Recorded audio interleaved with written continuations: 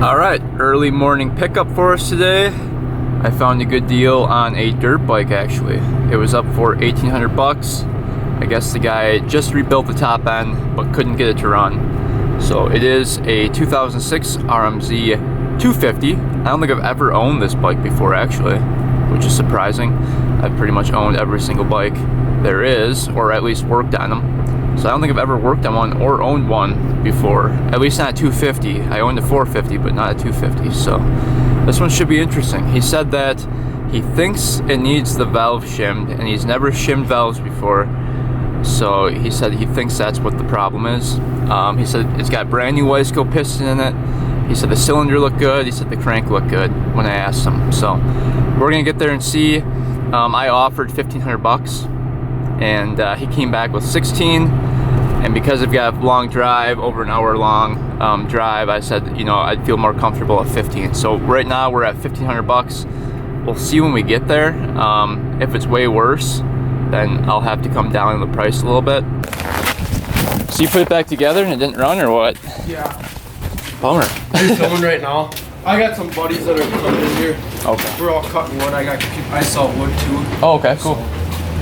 So here's the bike. All right.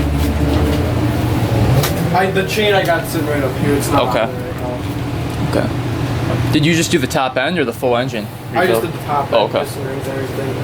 The crank looked really good. There was no play in it, nothing. Okay. No play up and down or side to side? Okay.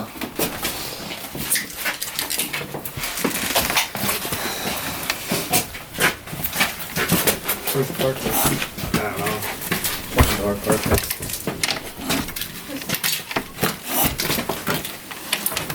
That whole crew, guys. Yeah, shuts the door. So you think it's the shim? Mm-hmm. Okay. Because I've rebuilt bikes before. I've never messed with the valves before because I don't know how to do that. Okay. And I've never had a problem besides this.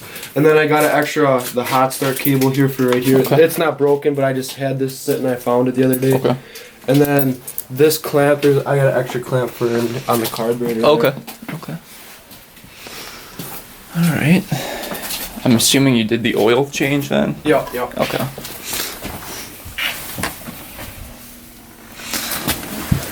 I noticed in the picture it was leaking out the bottom. Mm-hmm. Is there an oil leak? I think it's from the clutch basket. Oh, okay. The gasket. That gasket right there? Replaced, Okay. yeah. Okay. All right, cool. All good enough. I'll take her. All right. And then I'll If give you want to help me load her up, that'd be great.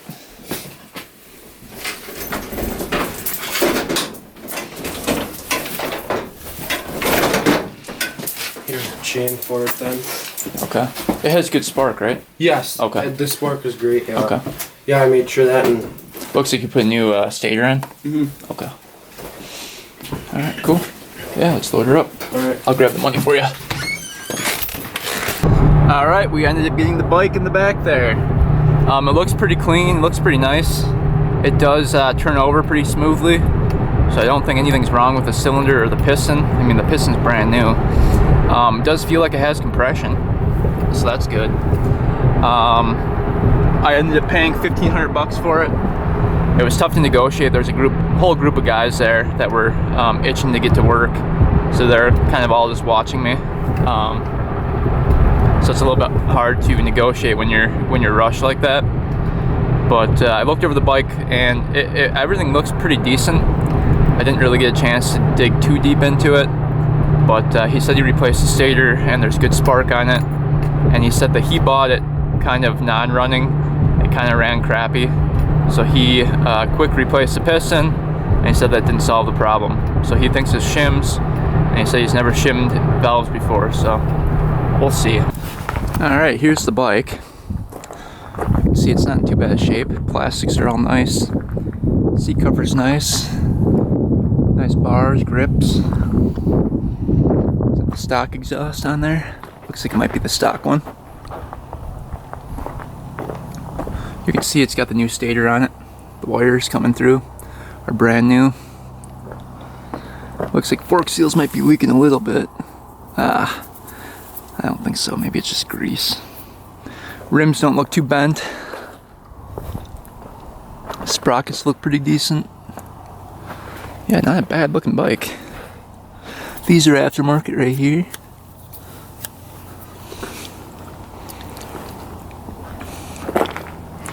And there's a brand new Wiseco piston in it, so that's pretty awesome. Yeah, not too bad looking. And then the chain is right here. I don't know why the chain was off. Kind of has me a little bit worried.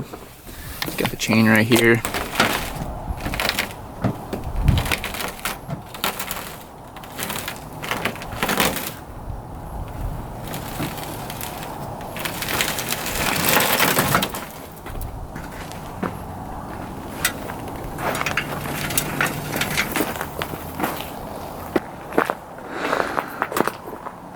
All right, let's get this thing in the garage and start working on it.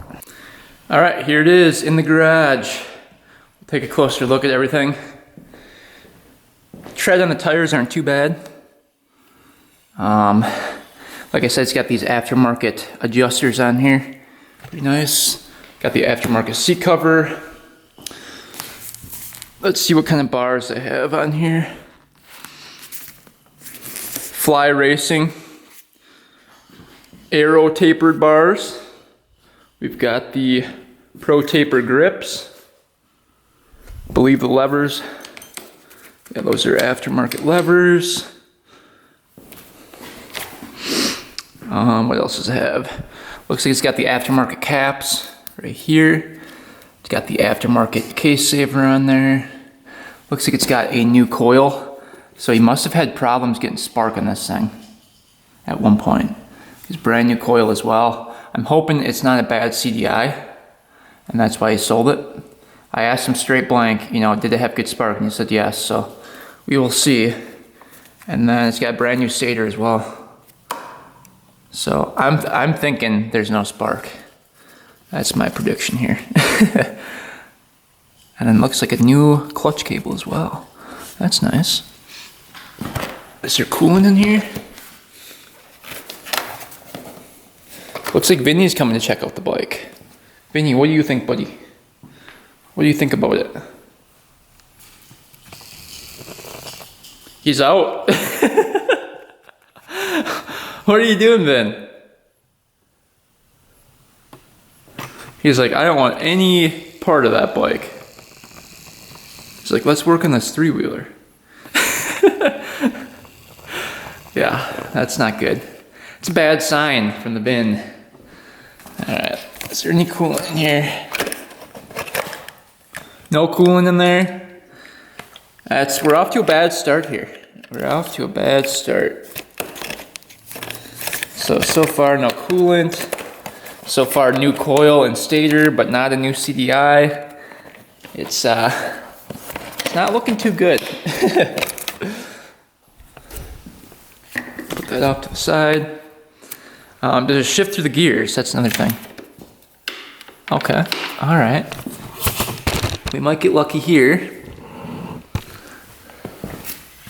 All right, we're in first gear right there. Second, third, fourth, fifth. So there's 5 gears. There's neutral. First, neutral. So it shifts really smoothly. All right, well, bottom end is probably good. Let's feel compression here. All right. Yeah, got good compression.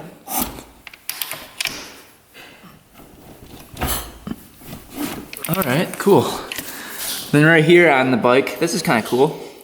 Oil capacity in liters. Filter not removed, 1.3 liters. Filter removed, 1.35. Completely dry, 1.5. So it's cool to have that on there. All right. Yeah, it looks like everything's here. Brakes both work. Let's see if the back one works. Yep, front brakes work. All right, so let's see what's going on with this thing. Let's get the seat off first. We'll check out the air filter, see if there's one in there. All right, let's get this seat off of here.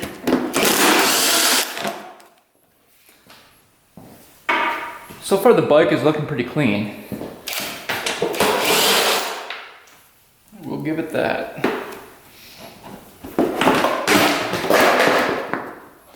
All right, we don't even have an air filter in there. No air filter. That's not good. That is not good at all. So we definitely need an air filter for it. Oh boy. Okay. So again, it's not looking too good. It's missing the gas tank strap as well. All right, it looks like it's got the original Keihin carb on it. All right, the hot start's working. Choke is coming out, that's good. We'll choke it. Let's see if the throttle is hitting.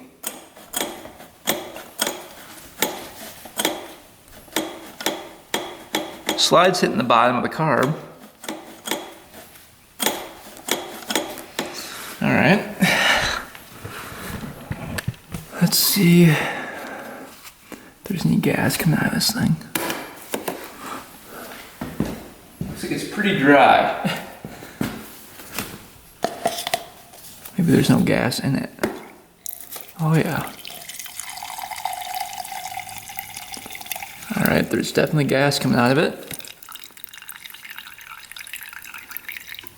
So that's working. All right, let's get this back on. So it's definitely going to be getting gas.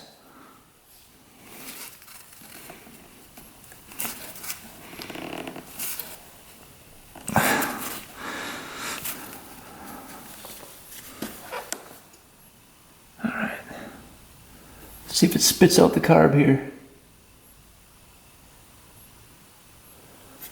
Oh, okay. So it's getting gas. What we're going to do now is just attempt to start it and just see what it sounds like. Maybe it'll fire up for us.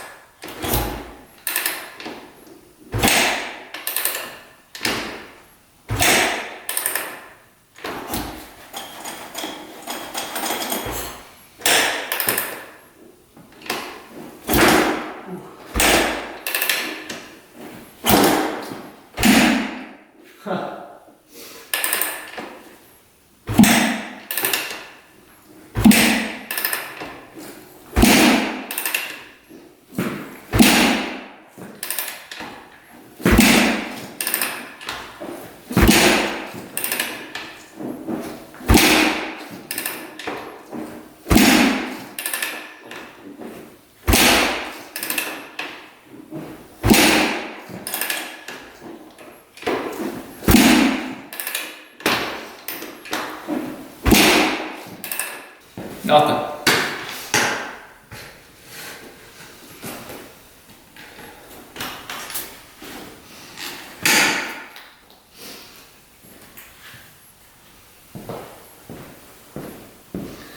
All right, so it's really weird feeling. So when you kick it over, the compression actually stops your foot from kicking it all the way over. It should not be that high. I'm thinking the valves are a little bit tight, which could cause it to feel like it's really hard to kick over. But it just seems too high for a 250. They should be fairly easy to kick over. So I guess, because it didn't start, let's start tearing into this thing and we'll see what we find. Let's get all the gas tank and plastics off of here.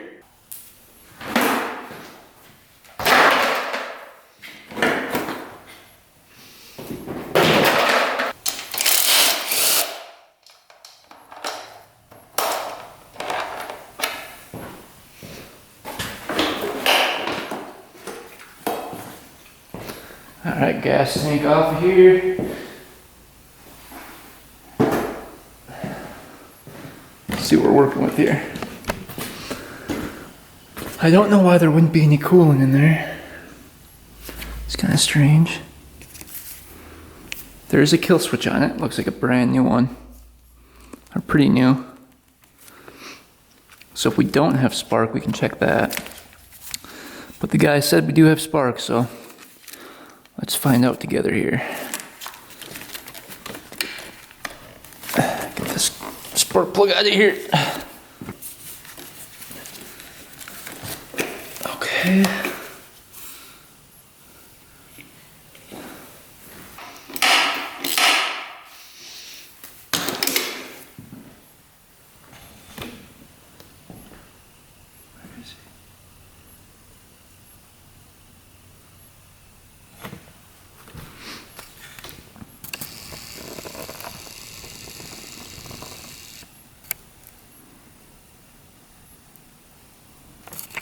So you decide to come and check out the bike anyway.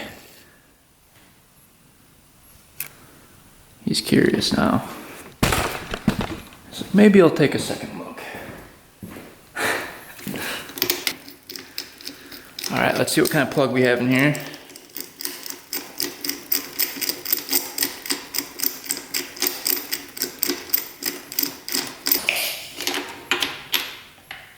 Looks like it's brand new. Yep, brand new plug. You can see we still white at the tip there. CR8EB.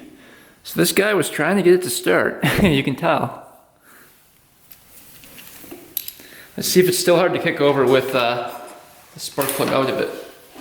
Yeah, it's still a little bit hard. So I can tell those valves are tight instantly. Because it's still hard to kick over, and the spark plug's out of it. And that doesn't make any sense. Let's see if she gives a good spark here. Yeah, it should not be that hard to turn over with the spark plug out of it. Something's going on. Let's see here. Do we have spark? Oh yeah, there's spark.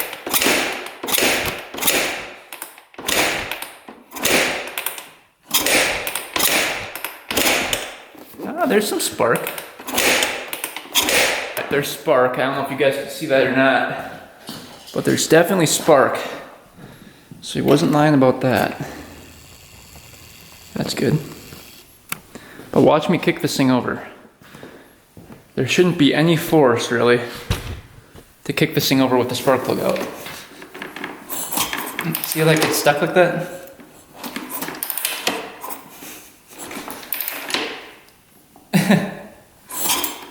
I mean, that's really weird.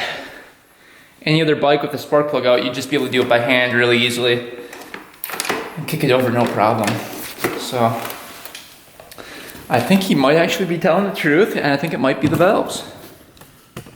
Just aren't shimmed correctly. So let's see here.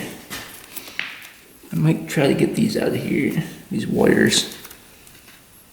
Tied over here.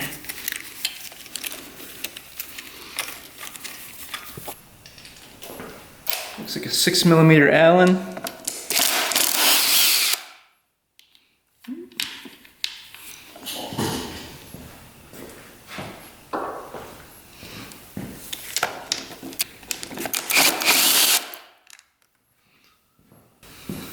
See if there's oil up here too.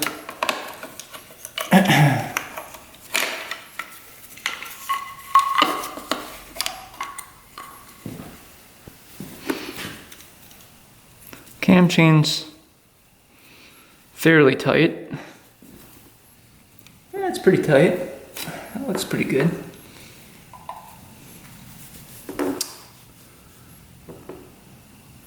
So, what we're gonna do is get this thing to top dead center so we can test these valves out. See what those clearances are at. Everything looks correct so far in there. Nothing's like grinding or anything. So that looks good.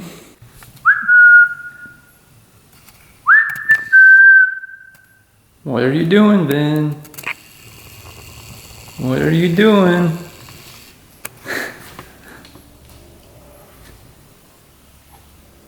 Stripped out. Oh, cool. We got the 10mm bigger one down here.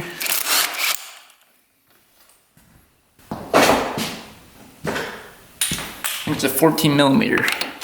Yep. So let's see if we can find a T. Might just be a mark. It's really hard to rotate over. Should not be that hard.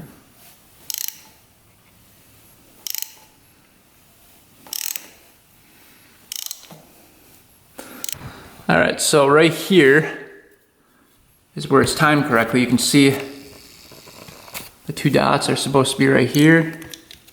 One right there and then one down here. And that's already off as well. It's a couple teeth off. But we're not even in the top dead center. Watch the screwdriver. See how it's still going up? So we're not until top dead center about right there. And look how far the timing's off.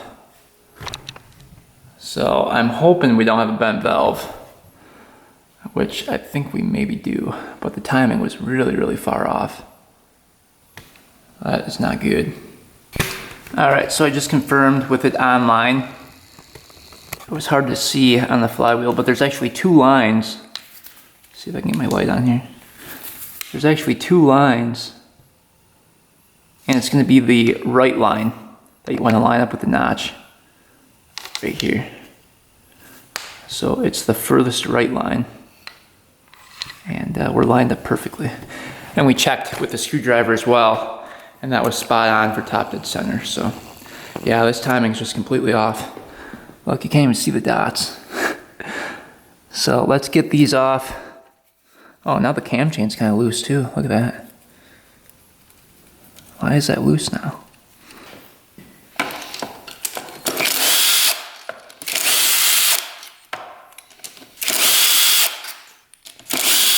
These weren't even torqued down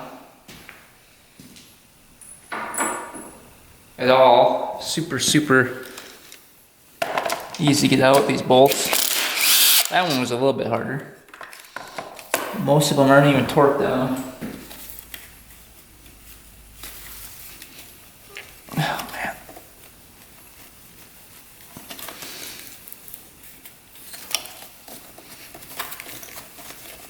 They're like stuck on there. There we go. Alright. Everything looks good there. Don't want to drop anything down into the case.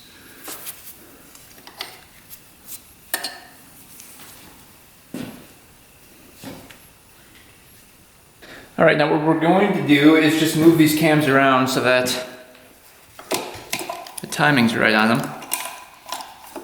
So we want one like that with the lobes pointing that way.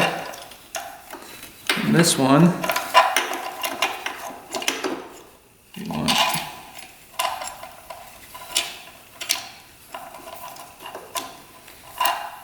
right.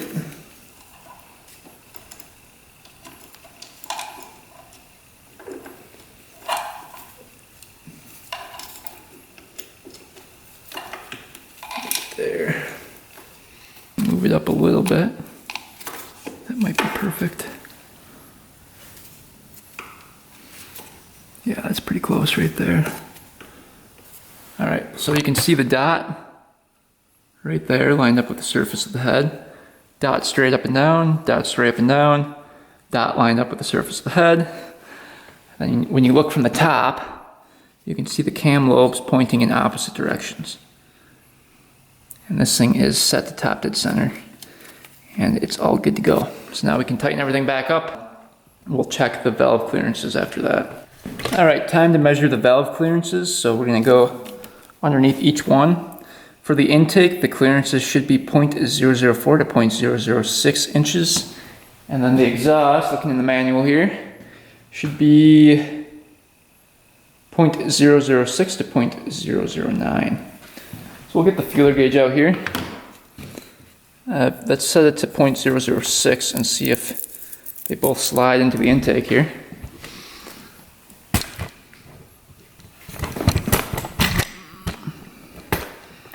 So we'll quick do that. All right, 0.006, let's see what happens. Okay, that slides in way too easy on both the intake. So those are really loose. Or they're bent and they're sticking down. One of the two. So those are really loose. Let's keep on going for those so we get a reading on it. I mean, that gap is really big. Let's go up the next size here. We're at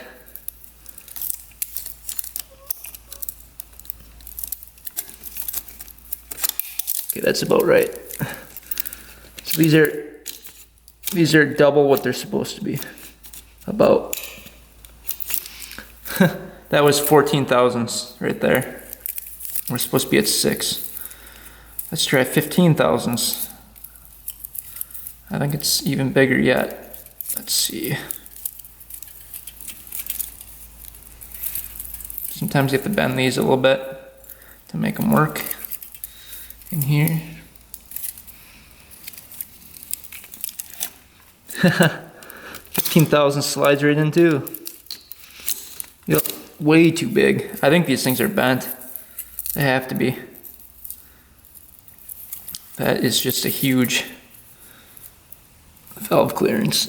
Let's see, 17 thousandths. 17 goes in. No way. 19. Yep, 19 still goes in. So the intake are set at 19 thousandths. See how thick that is? That's way too thick. Those valves, if you ran it like that, would be chattering really bad. All right, and then the exhausts are supposed to be 0.006 to 0.009, I believe. Yep, so we're gonna set this to 0.009 on our feeler gauge and go in right here. That one doesn't go in.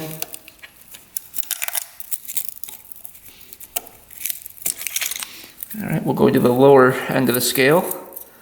0.006 now on the feeler gauge. Let's see if these go in.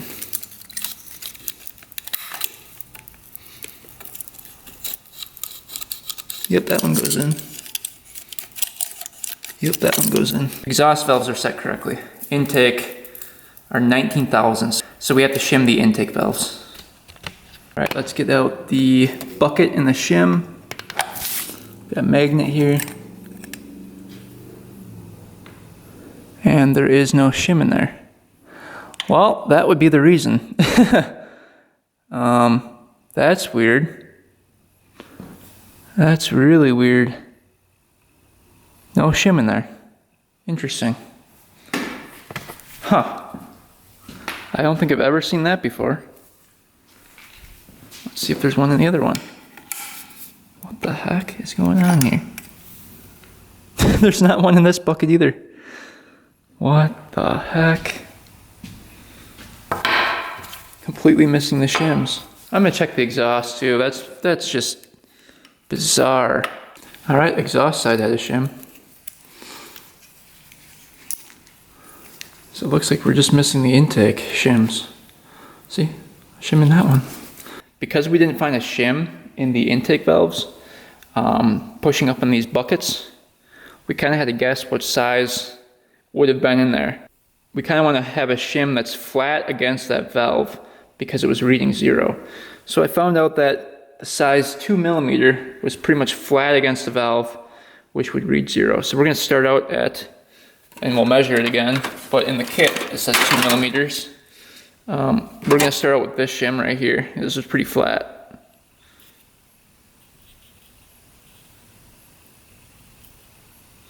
So 1.92mm is what we're starting out with.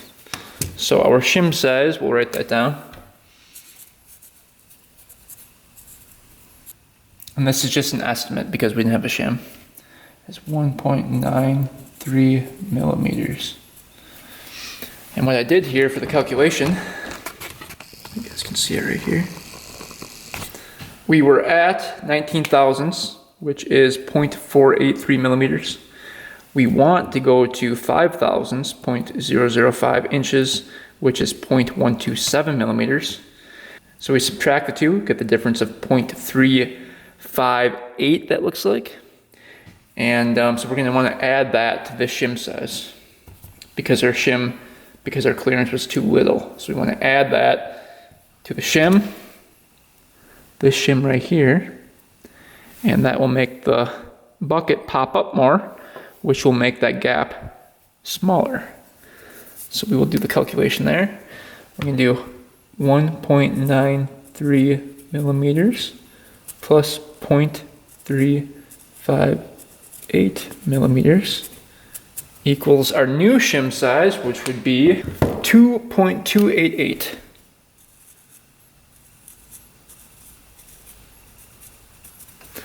So this is our new shim size right here, 2.288. So we're looking like for 2.3 around. So we come to our shim kit over here. We're just gonna estimate. Let's see, this is 2.25. Let's see what that's at. Too small. That's 2.25 right there. So I'm guessing we're gonna have to use these bad boys. Yep, 2.29. And we need 2.288. So those are the ones we're gonna go with. All right, valves are perfect now. These are set to 0.005 inches. These are set to 0.007. So right in between the two settings. So we are perfectly aligned. I rotated the engine over a couple times and made sure nothing moved, and everything is good to go. All right, before we start this thing up, or attempt to start it, I want to see if there's any oil in it. He said he did put oil in it, so we'll see. Oh, I guess we can see it right there. There's a window. Duh. So oil level is actually good. Let's see what that color is though. See if it's new. Well, oh, that looks pretty new. Pretty clear. Cool. So oil looks good. Let's see if this thing will start up now. Right, timing is now spot on, and the valve clearances are now spot on. So this thing should start up. Hopefully it does. Let's see.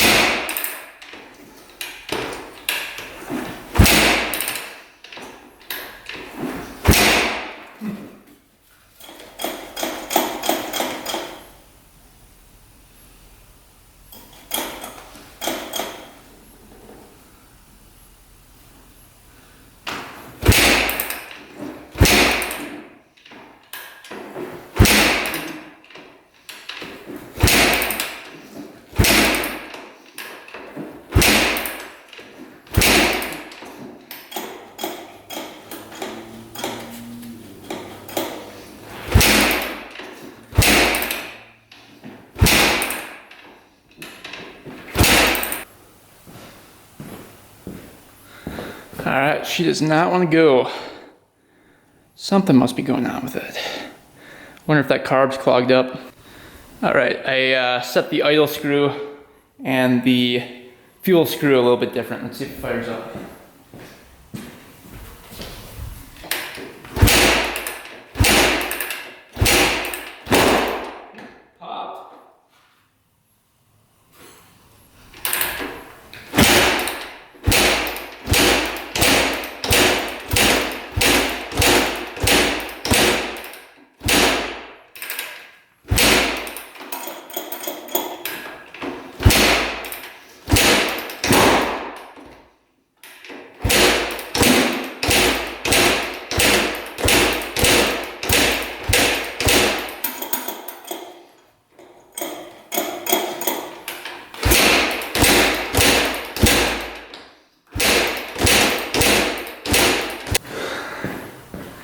I have to get my bigger boot on. I think we've got carb problems.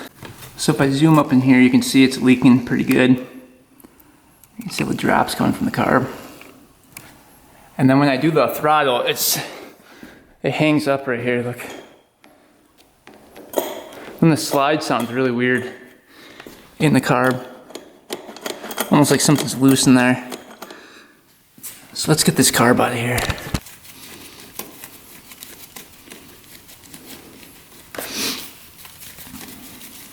You have to take that off and start up. Oh, come on.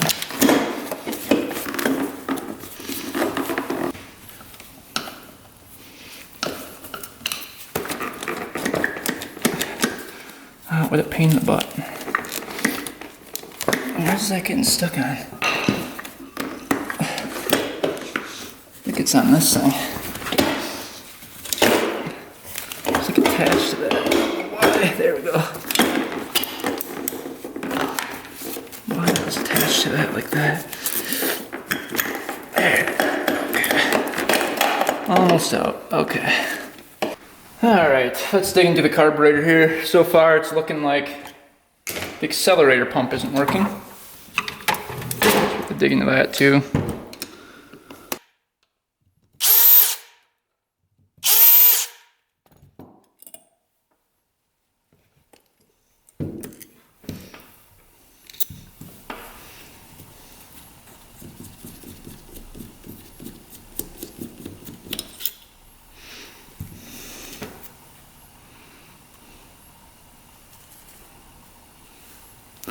Needle tip was a little bit dirty in here.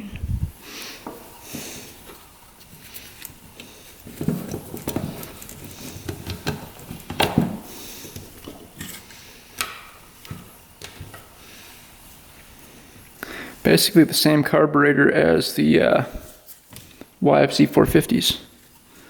So the accelerator pump works like that. A little jet right there. See if that's clear right away. I just like to spray some carb cleaner through there.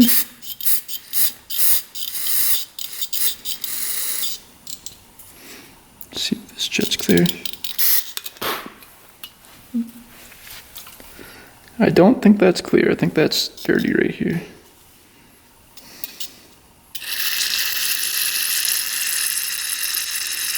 I think that's clogged. That's probably why the accelerator pump wasn't working. This little jet right there is clogged. Alright, so there's one problem. Take off the float. See what's going on with that.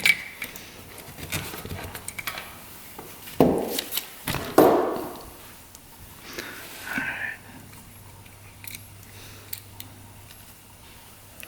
Needle looks good. No gas in the float, so that's good.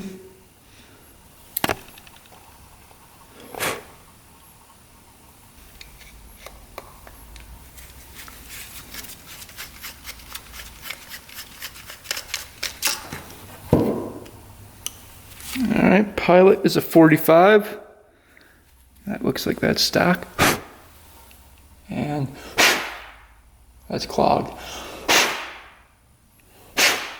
That's probably why it wasn't starting.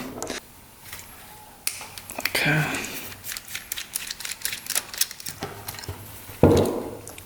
It's either an 80 or 90, I'm guessing. 68 for that one. That one's clear. A little jet like that. It's a 68.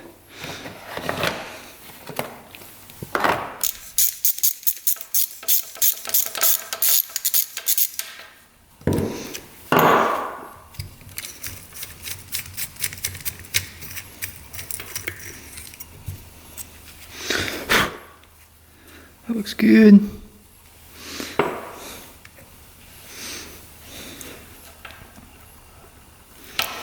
So the slide is going up and down properly.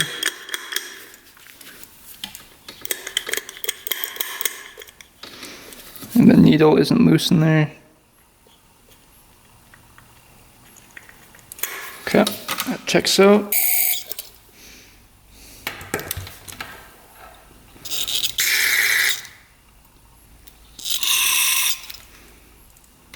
This little one goes to the, that's clogged too. So this little one right here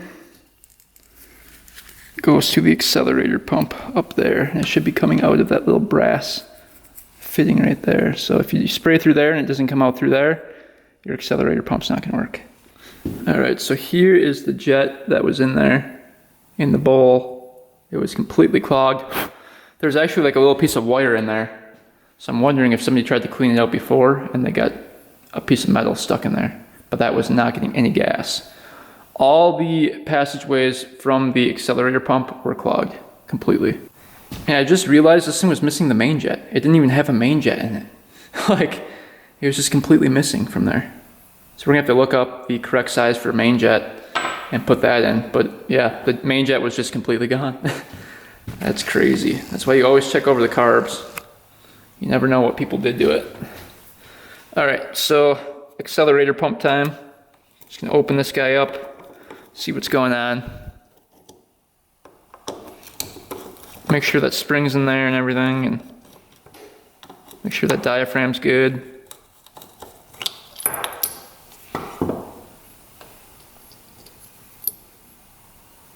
There's a little O-ring.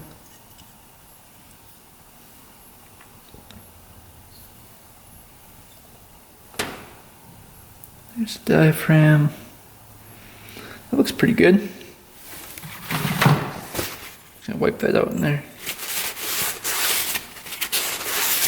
See all the grime that came off of it.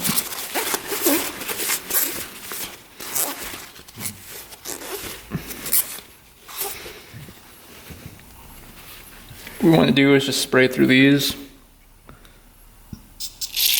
Yep, that one's clear. Yep, both are clear. So that's good. So that means it's getting gas to the accelerator pump through those. Now we can just put this back together. And the spring sits on top of the flat side. That bottom side goes down.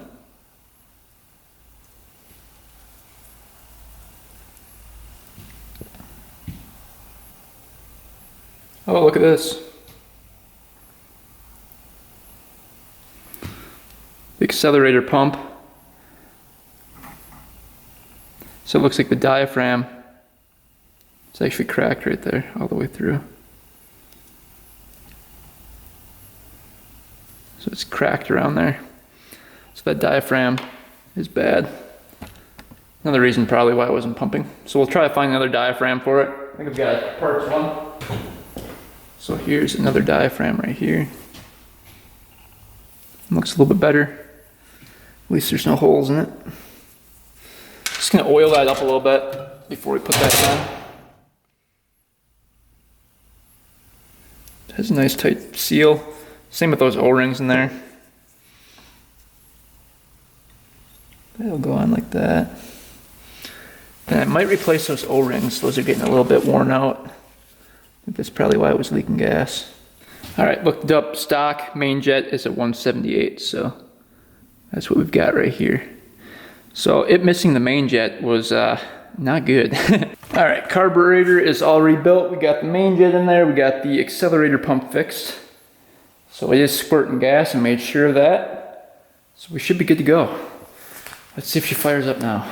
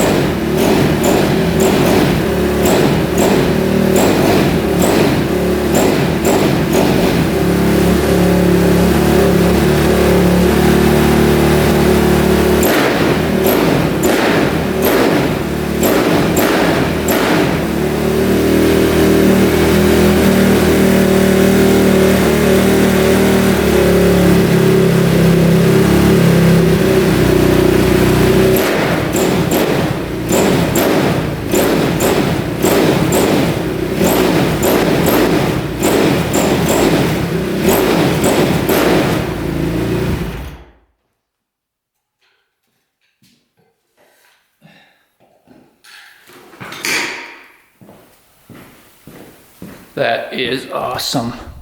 Sounds really good, even idles.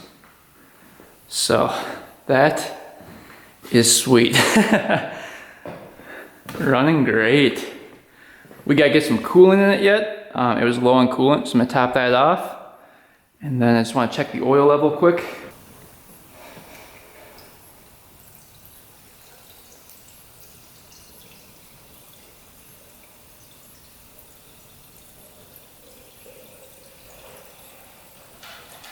All right, she's topped off there. We're just gonna add a tad more oil to it. Just looks to be a little bit low after running it for the first time. I don't wanna have low engine oil after a fresh rebuild.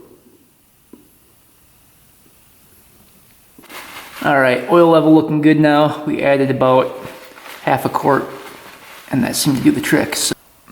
All right, we are ready to start this thing up again. The real test is, will it start up again after it's been sitting like this?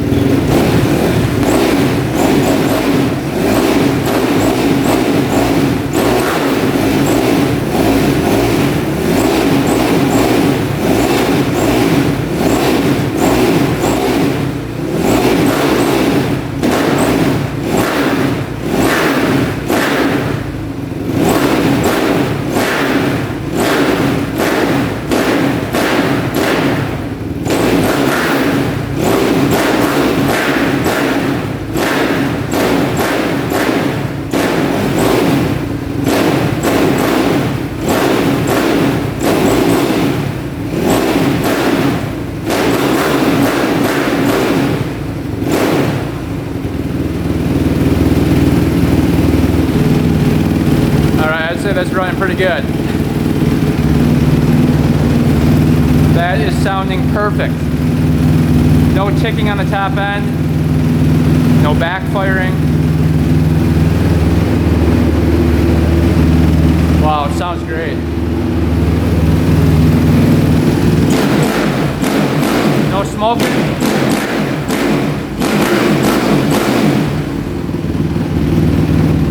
All right, we'll turn this thing off.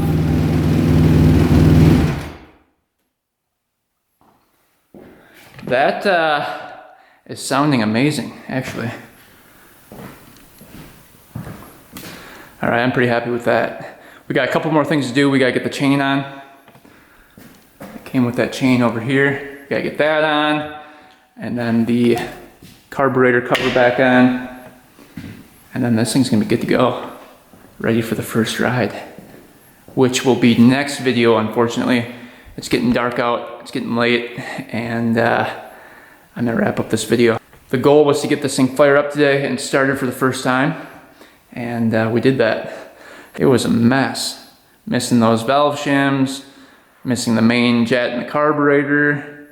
The carburetor was clogged up, the timing was off. I mean, it was a messed up bike. But it's all fixed now, and sounds great. We'll see if it moves next video. Thanks for watching, guys. Thanks for subscribing. Stay tuned for next one. And until next time, we are out.